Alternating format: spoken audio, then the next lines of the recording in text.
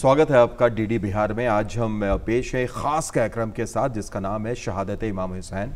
आज 10 मुहर्रम है और इस 10 मुहर्रम को पूरे दुनिया में इमाम हुसैन की शहादत मनाई जाती है।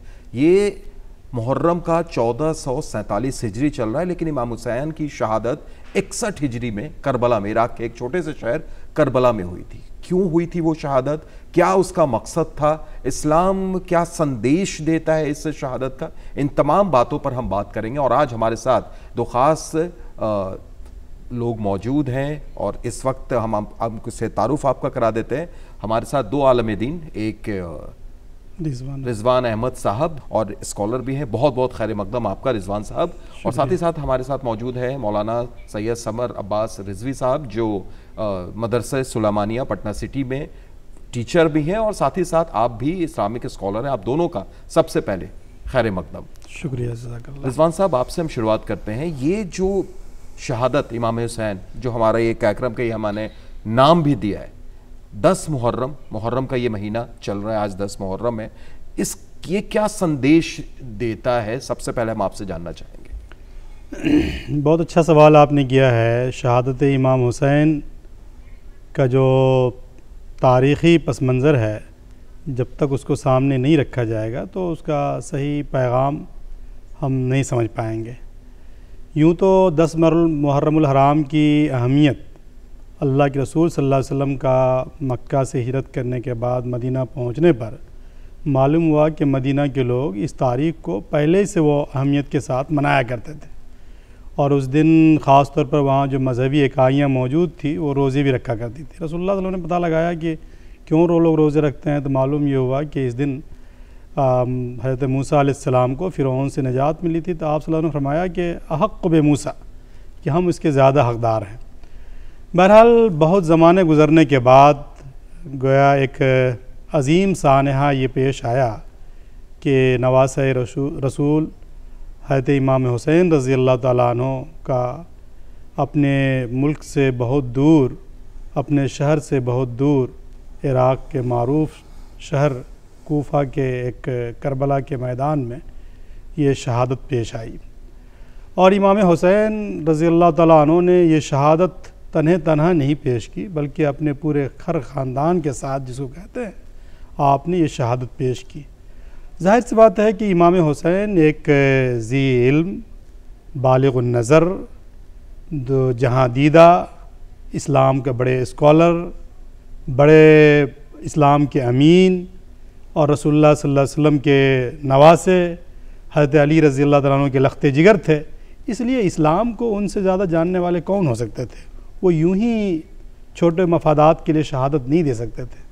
उन्होंने देखा कि मेरे नाना के लाए हुए निज़ाम ज़िंदगी, इस्लामी शरीयत, जो मुकम्मल इंसानियत के लिए कोड ऑफ लाइफ है, जीवन व्यवस्था है, ये जो यजीद है, जो जुल्म, नाइंसाफ़ी और इंसानियत के गला घोंट करके ये गोया हुकूमत पर काबिज़ होकर के गोया ये 40 साला जो खिलाफत राशिदा का परंपरा है या एक निज़ाम सल्तनत चलाने का जो एक निज़ाम था, उसको ये एक एक करके गोया तार तार कर रहे हैं, तार कर रहा है। तो इमाम हुसैन ने उनकी दीनी गैरत, दीनी हमीयत, इस्लामी तरबियत, घर की तरबियत, ख़ुद रसूलुल्लाह सल्लल्लाहु अलैहि वसल्लम की जो तरबियत पाई थी, उन्होंने कहा कि इस दीन को और इस इंसानियत के फ़लाह व बहबूद के लिए जो निज़ाम बरसहा बरस से कायम है, उसको अपनी नज़रों के सामने हम गोया पामाल होते हुए नहीं देख सकते हैं। इसके लिए उन्होंने एक अज़ीम शहादत पेश की। उस शहादत को हम इमाम हुसैन की शहादत से आज याद करते हैं। बिल्कुल बिल्कुल रिजवान साहब, और इससे पहले कि समर साहब हम आपके पास आएँ, एक छोटी सी चीज़ बताना चाहेंगे कि ये जो शहादत हुई, और जैसा रिजवान साहब ने जिक्र किया कि यजीद चाहता था और उन्होंने हाँ में हाँ नहीं मिला। एक सिंपल सी चीज़ थी, यजीद उस वक्त का क्रूर शासक था और वो चाहता था कि जो टर्म्स एंड कंडीशन हम दें इमाम हुसैन वो मान लें, यानी बैत कर ले और उसके बाद सारी चीज़ ख़त्म हो जाएगी। लेकिन मौलाना समर साहब, ये जैसा रिजवान साहब ने बताया कि वो अकेले नहीं थे, 72 शहीद बोला जाता है, उनमें औरतें भी थीं, बुजुर्ग भी थे, 6 महीने का उनका सबसे छोटा बच्चा भी था, 18 साल के जवान अली अकबर भी थे। इसके बाद इन सारी शहादतों के बाद जो मकसद इमाम हुसैन था, क्या आज वो मकसद अभी भी है, अमल पर है? बिल्कुल, बहुत अच्छी बात कहा आपने सैयद साहब कि इमाम हुसैन अलैहिस्सलाम ने अव्वलन तो सबसे पहले मैं ये बता दूं कि जो अपने साथ अपने छोटे बच्चों को लाए, औरतों को लाए, ये लाना इस बात की गवाही थी कि इमाम हुसैन अलैहिस्सलाम जंग करने के ऊपर आमादा नहीं थे। अगर जंग करना ही मकसूद होता तो इमाम हुसैन अलैहिस्सलाम अपने साथ अपने बच्चों और औरतों को लेकर नहीं आते। जैसा कि अभी मौलाना मौसूफ ने फरमाया कि यजीद जो अहकाम पैगम्बर इस्लाम थे, जो शरीयत मोहम्मदी में जो चीज़ें हलाल थी उन्हें वो हराम कर रहा था, जो चीज़ें हराम थी उन्हें वो हलाल कर रहा था, ये बानी इस्लाम के नवासी से देखा न गया। और उन्होंने ये सोचकर क़याम किया और ये कहा भी मदीने से जाते वक्त कि मैं कोई जंग करने के लिए नहीं जा रहा, मैं इसलिए जा रहा हूँ ताकि इंसानियत की बका हो जाए। कि आज भी दुनिया में बहुत सारे लोग ऐसे हैं कि जिन्होंने हक़ के ऊपर अपने आप को गामज़न रखा, चाहे सामने जितनी बड़ी ताकतें हों। उन्होंने ये कहा भी कि हमें मालूम है कि ज़ालिम के ख़िलाफ़ कैसे एहतजाज करना है और मज़लूम की हिमायत कैसे करनी है। इमाम हुसैन अलैहिस्सलाम ने अपने वक्त के यजीद से मुकाबला किया जो बहुत ही ताकतवर था। तारीख़ों में मिलता है 2 लाख, 4 लाख, 7 लाख, 9 लाख तक मिलता है कि यजीदी अफवाज में 9 लाख अफराद थे। लेकिन इमाम हुसैन इस्लाम ने एक छोटा सा काफ़िला मुरतब किया था जिसमें सहाबा किराम थे, अंसार थे और अजीज़ व अक़ारब थे, गोद के पाले थे, बच्चे थे। सब को लेकर इमाम हुसैन अलैहिस्सलाम आए और कहा, दुनिया वालों को हमेशा के लिए एक दर्स दे दिया कि अगर तुम हक़ पर हो तो कभी भी ज़ालिम हुकूमतों से डरना नहीं, चाहे वो सामने लाखों की फ़ौज क्यों ना हो। अगर तुम हक़ पर हो, तुम चंद ही हो, तो तुम अपने मकसद दुनिया वालों को बताओ, इंशाअल्लाह अल्लाह तुम्हें कामयाब करने वाला है। और आज 1400 साल हो गए, इमाम हुसैन का हर जगह पर नाम होना इस बात की दलील है कि इमाम हुसैन अपने मकसद में कामयाब हो गए। बिल्कुल, और ये जो मकसद था जिस पर हम लोग बात कर रहे हैं, ये सिर्फ एक मकसद मुसलमान, शिया, सुन्नी इनके लिए नहीं था, ये पूरी मानव जाति के लिए था। क्योंकि कई ऐसी चीज़ें मिलती हैं, हम जब हिंदुस्तान में यहाँ पर हैं तो सबसे पहले महात्मा गांधी का जिक्र होता है। महात्मा गांधी ने भी ये बात कही थी कि अगर इमाम हुसैन और उनके 72 साथी जैसी फौज हमारे साथ होती तो 24 घंटे के अंदर में हिंदुस्तान को हम आज़ाद करा लेते। इसी तरीके से रिजवान साहब, अगर आप नेल्सन मंडेला को आप देखें, जो साउथ अफ्रीका को उन्होंने आज़ादी में एक महत्वपूर्ण भूमिका निभाई थी, उन्होंने कहा कि वो 20 साल तक जेल में बंद थे और एक रात ऐसी आई थी कि उन्होंने सोचा कि अब इस सरकार से मैं टर्म्स एंड कंडीशन पे साइन कर देता हूं और अपने आप को सरेंडर कर देता हूं। लेकिन तभी उनको इमाम हुसैन का ख्याल आता है और वो कहते हैं कि उस ख्याल के बाद हमने सोचा कि नहीं, हम हक के खिलाफ झुकेंगे नहीं, हमारी लड़ाई जारी रहेगी। और उन्होंने इसका क्रेडिट इमाम हुसैन को दिया। तो सिर्फ हिंदू, मुसलमान, शिया, सुन्नी नहीं, बल्कि पूरी मानव जाति के लिए एक मिसाल है हुसैन। जी बिल्कुल, आपने सही कहा कि इमाम हुसैन तो जैसा कि मैंने कहा कि वो शरीयत के बड़े आलिम, बड़े मुफक्किर, और वो तो कुरान और सुन्नत के बिल्कुल अलमबरदार थे। उन्होंने पढ़ रखा था कि जाल हक़ व ज़हक़ल बातिल इन्नल बातिल कान ज़हूक़ा, हक़ आएगा, बातिल मिटेगा, और बातिल मिटने के लिए चुनांचा उन्होंने देखा कि एक बातिल ताकत है जो, जैसा कि मैंने कहा, 40 साल से एक इस्लामी निज़ाम ज़िंदगी, या जो अल्लाह के रसूल सल्लल्लाहु अलैहि वसल्लम ने, बल्कि ये भी तारीख़ में सुनहरे हरूफ से लिखे जाएंगे कि 47 दफ़ात पर मुश्तमिल जो निज़ाम चलाने का आप सल्लल्लाहु अलैहि वसल्लम ने जो तहरीरी तौर पर दस्तूर दिया था और जिस पर ख़ुद खुलफ़ाए राशिदीन चले आ रहे थे, यजीद ने एक एक करके उसको पामाल किया। नंबर 1, आज़ादाना इंतखाब, यानी अमीरुल मोमिनीन का। ये चूँकि पहली दफ़ा ऐसा हुआ कि ये गोया खिलाफत जो है मरूसियत में तकसीम तब्दील हो रही थी और यजीद ने गोया खिलाफत जो का एक सिलसिला था, अब देखा कि वली अहद बन करके वो जो है खिलाफत पर काबिज़ हो रहा है। तो जो आज़ादाना इंतखाब होता चला आ रहा था, कोई इस्लाम में जो आदमी खिलाफत को या हुकूमत खुद तलब करे उनको हुकूमत नहीं दी जाती, कोई ओहदा मनसब तलब करे नहीं दी जाती, और इन्होंने ओहदा मनसब एक तरह से छीन करके गबन करके लिया था। तो उसके ख़िलाफ़ तो इमाम हुसैन को खड़ा होना ही था।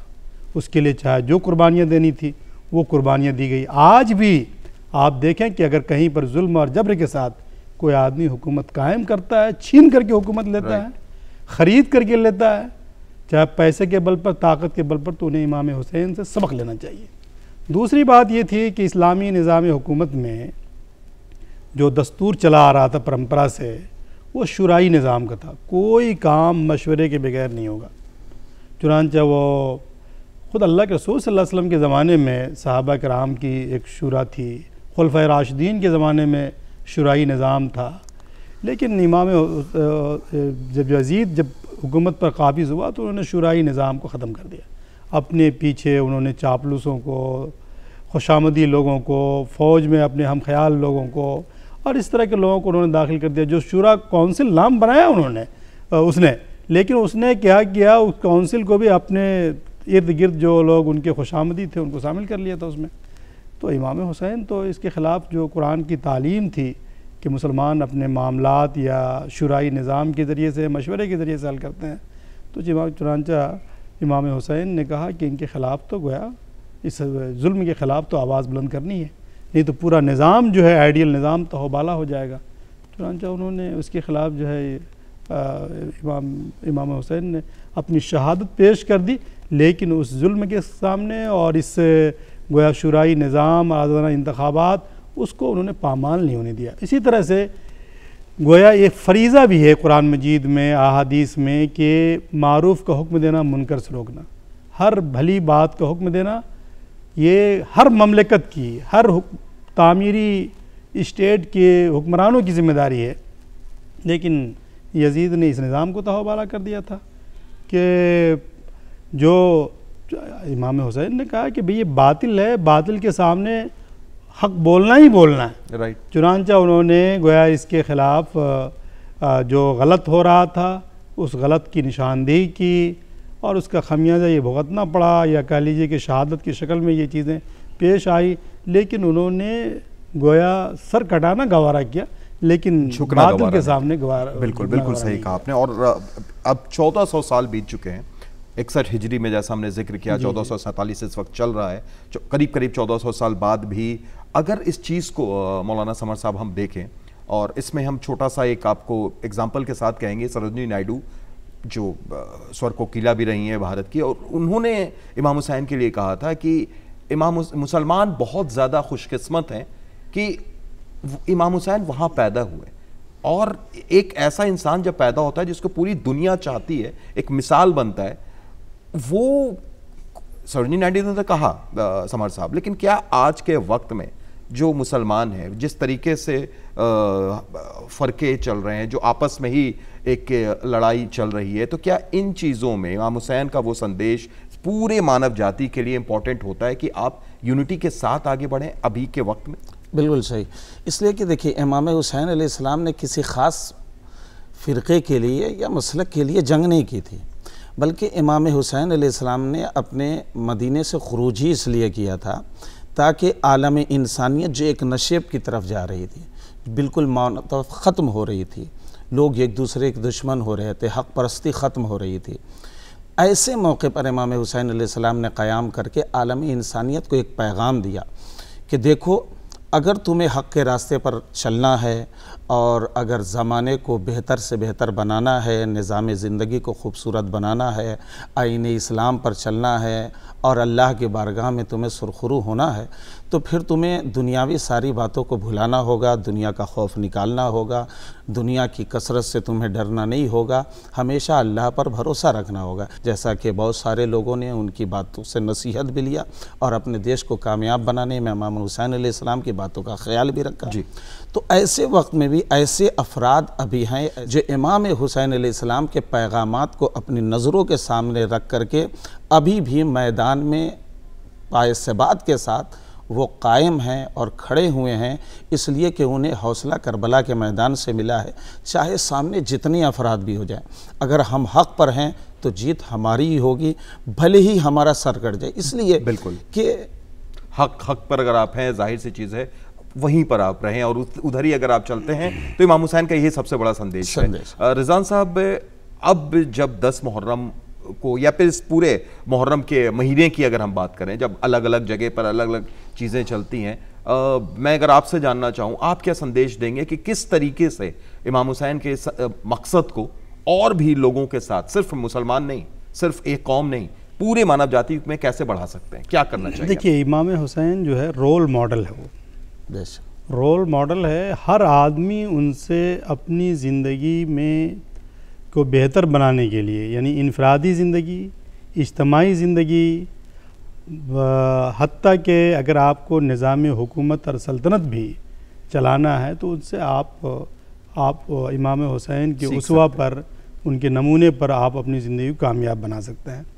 मसलन एक छोटी सी बात करना चाहते हैं कि आज हम लोगों के दरमियान एक बिल्कुल बहुत छोटी सी बात है, बच्चों के लिए भी, बड़ों के लिए भी, सबके लिए नसीहत है कि इमाम हुसैन रज़ी अल्लाह ताला अन्हु, एक बुज़ुर्ग ने गोया आप वज़ू कर रहे थे और वज़ू बिल्कुल गलत तरीके से कर रहे थे, तो दोनों गोया साहिबजादे हज़रत अली रज़ी अल्लाह ताला अन्हु के इमाम हुसैन और हसन ने उस बुज़ुर्ग को ऐसी नसीहत या ऐसे अंदाज़ में समझाया कि हम दोनों भाई वज़ू कर रहे हैं, आप देखें कि हम में से कौन अच्छा वज़ू करता है।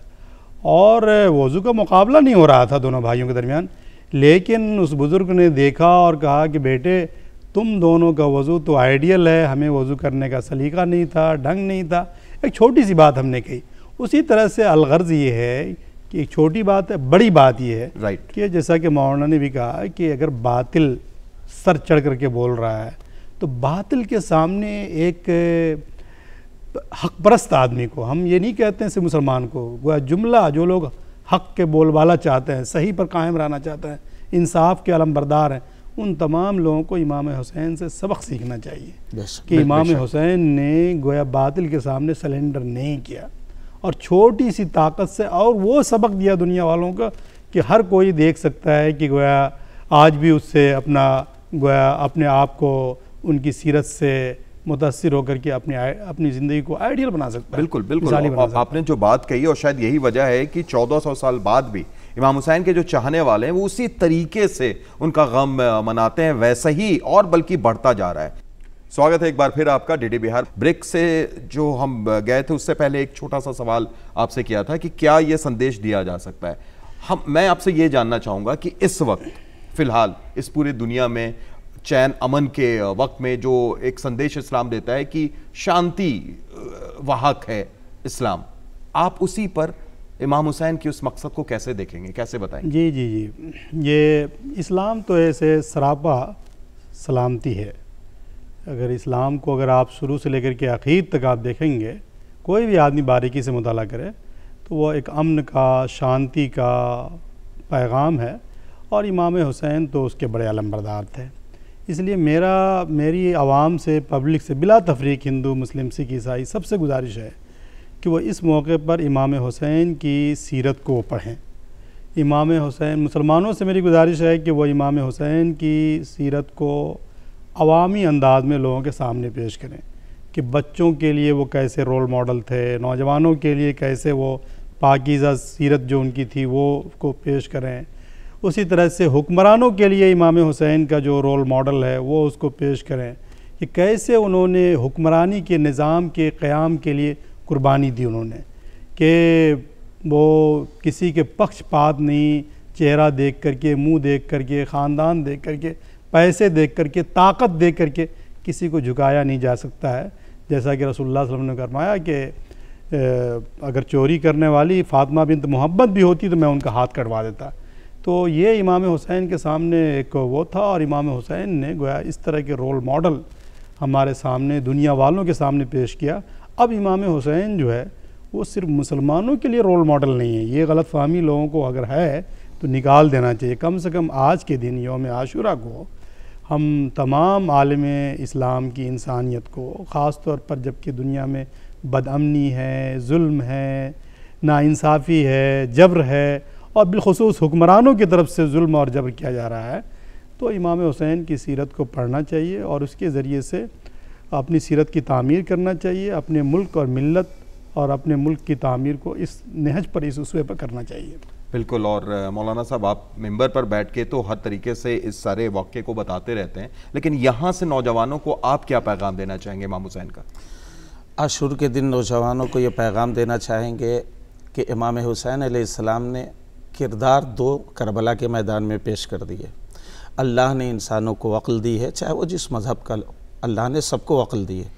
अक्ल के ऊपर इंसानों को परखना चाहिए कि कौन सी बात सही है जो हमारी ज़िंदगी को संवार सकती है और कौन सी बात ऐसी है जो हमारी ज़िंदगी को ख़राब कर सकती है, हमारा मुस्तकबिल, हाल, माजी सब ख़राब कर सकती है। 2 किरदार इमाम हुसैन ने करबला में पेश किए, एक किरदार यजीद का और एक किरदार अपना इंसानियत का। इमाम हुसैन अलैहिस्सलाम ने जनाब अली असगर के क़ुरबानी के ज़रिए पूरे आलम इंसानियत को एक अहम पैगाम दिया। जनाब अली असगर की क़ुरबानी, ऐसा बच्चा जो ना हाथ में तलवार उठा सकता है, ना मैदान में अपने कदमों से जा सकता है, तो फिर ऐसी क़ुरबानी इमाम हुसैन ने क्यों दी?